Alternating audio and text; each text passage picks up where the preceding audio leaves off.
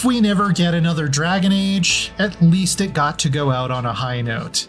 Even if that means our world has to burn.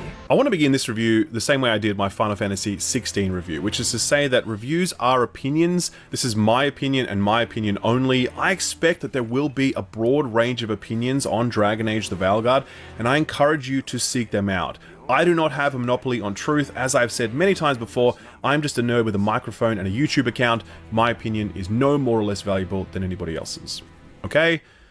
Alright, so Dragon Age the Veilguard is a colossal disappointment. I really can't put it any other way. I spent 50 hours playing this, and it was time I desperately wished that I could get back.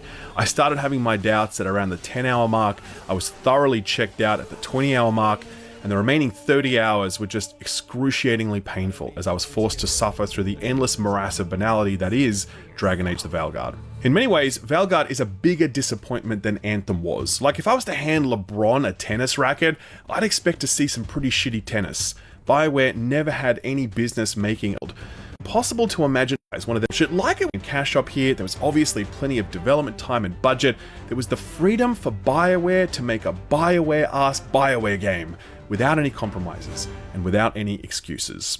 In no way, shape, or form did BioWare meet the moment and capitalize on the opportunity that was handed to them.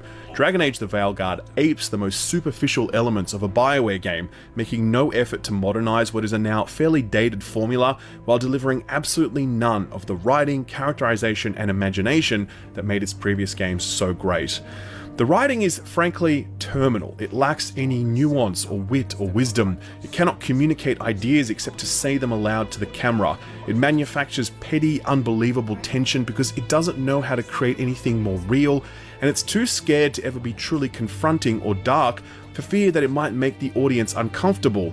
Every interaction between the companions feels like HR is in the room, and every interaction led by the main character, Rook, sounds like he's addressing an under-12 soccer team before a semi-final, or teaching toddlers how to properly share toys. The way you build relationships with your companions is so woefully outdated, drawn-out quest lines completely divorced from the main plot, starring disposable villains and recycling the same